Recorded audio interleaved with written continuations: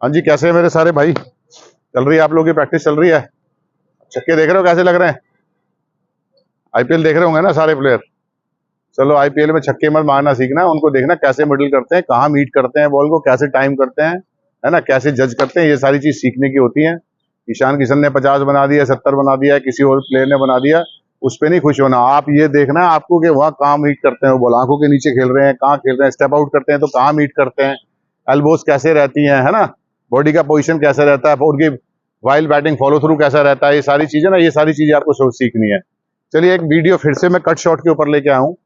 पिछले वीडियो में मैंने कट शॉट के बारे में बताया था कि कट शॉट को कौन सा बॉल चूज करना है आपको, कौन सा बॉल पे बॉल ऐसे रिस्ट को ऐसे करके रोल करेंगे, कौन से बॉल पे ऐसे फ्लाई करेंगे बॉल को जो राइज कर रहा होगा, ये सारी चीजें मैंने आपको बताई थी। अब इस वीडियो में मैं आपको सिर्फ ये बताने आया हूं कि कट शॉट में आपका जो पिछला पैर होता है, क्योंकि ये बैलेंस देता है आपको, ये रूम देता है आपको, ये वाला पैर ना, कट शॉट में आपकी जो पोजीशन है पंजे की वो कैसे होनी चाहिए। क्योंकि अगर आपका पंजा ऐसे रहेगा तो आप मैक्सिमम टाइम आपका जो है बॉल पॉइंट के आसपास जाएगा और वहां फील्डर हमेशा अटैच रहते हैं, हमेशा फील्डर आपके पास मिलेंगे। आप स्पिनर को खेलेंगे तो आपको एक शॉर्ट थर्ड मैन मिलेगा, एक पॉइंट मिलेगा, एक गली मिलेगी, एक पॉइंट मिलेगा। तो आपका जो कट है ना वो गैप में नहीं जाता है ना। वो गैप में क्यों नहीं जाता? क्योंकि जब भी आप कट मारने जाते हैं मैक्सिमम टाइम तो लोगों का ये ऐसे रहता है, जिस पोजीशन पे खड़े हैं वही खड़े खड़े मार देते हैं। इस पोजीशन पे रहता है तो वो सामने कवर्स की तरफ चला जाता है, एयर में चला जाता है और आप आउट हो जाते हो। तो आज मैं आपको ये बताना है कि आपको करना क्या है। बेसिकली गैप्स में खेलने के लिए क्या करना है, अगर आपका ये पैर सीधा भी है या ऐसे है तो ये कभी भी आपको रूम नहीं देगा, कभी आपको क्लियर एरिया नहीं मिलेगा चौके मारने के लिए, है ना। अब इसको क्या एडजस्टमेंट करना है मैं आपको वो बताता हूँ कट में। क्योंकि जब भी आप कट खेलने जाएंगे ना, इस पैर को आपको ऐसे रखना है, ऐसे, ये वाला पैर आपका अगर ये सीधा रहेगा तो फील्डर पे बॉल जाएगी। इसको हल्का सा खोलना है। जब भी आप हल्का सा खोलेंगे तो आपको हमेशा गैप्स नजर आने शुरू होंगे और आपका जो बॉल है वो गैप्स में जाना शुरू हो जाएगा। लेकिन इस चीज के लिए आपका प्रॉपर एक चीज का विशेष ध्यान रखिएगा, मैंने पिछले वीडियो में भी जोर दिया था, प्रॉपर आपका जो एल्बो है वो शॉट में एक्सटेंड करने का एरिया होना चाहिए। अगर वो आपने पैर ऐसे भी रख दिया और आपके पास एरिया नहीं है तो आपका जो है इनर एज लगेगा और आप प्लेड ऑन आउट हो सकते हैं, है ना, चांसेस बन सकते हैं। तो एल्बोज आपके एक्सटेंड होने चाहिए। जब भी आप कट खेलने जाएं आपके एल्बोज एक्सटेंड होने का पूरा प्रॉपर एरिया होना चाहिए। आपका जो ये पिछला वाला पैर है इस पे डाल दीजिएगा ध्यान से, ये पैरेलल टू द क्रीज ना होकर टूवर्ड्स बिटवीन गली एंड थर्ड मैन ये फॉलो करेगा, उस एरिया को फॉलो करेगा तो आपका हमेशा शॉट ना गैप में जाने शुरू हो जाएंगे।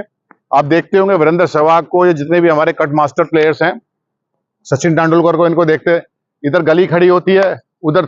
अब आपने देखा होगा पहले थर्ड मैन, हमारे टाइम पे थर्ड मैन अंदर हुआ करता था वहां पे, अब थर्ड मैन वो वाइड रहने लग गया। रीजन क्या है उसका? यही रीजन है क्योंकि क्या करा है प्लेयरों ने, चीजों को इजाद किया, नई चीजों को सीखा।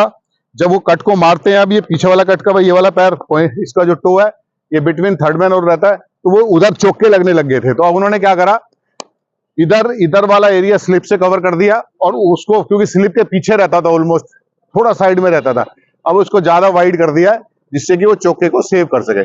तो कोई बात नहीं, वो तो चौके और फील्डर की और बैट्समैन की लड़ाई हमेशा चलती रहेगी, बॉलर की और बैट्समैन की लड़ाई हमेशा चलती रहेगी। लेकिन आपको करना क्या है, आपको जो टो है ना, ये वाला, ये टो, इस टो को जब भी आप जाएंगे खेलने, तो अगर आप जा रहे हैं तो इसको ऐसे रखेंगे, बॉल पे नजर रहेगी, ऐसे रखेंगे और पूरा लूज के एक्सटेंड करके मारेंगे तो आपका हमेशा पावरफुल भी जाएगा शॉट और आपका गैप में भी जाएगा जाके।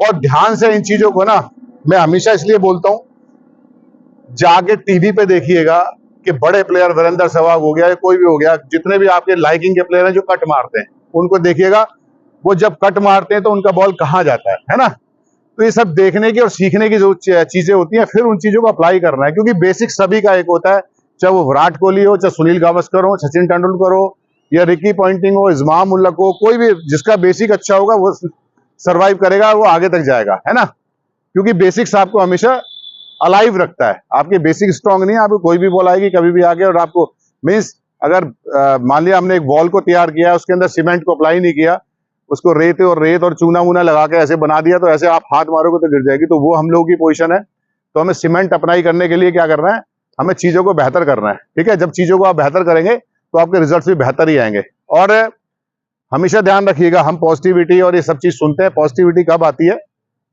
माइंडसेट कब बनता है, जब आप अच्छी प्रैक्टिस करते हो।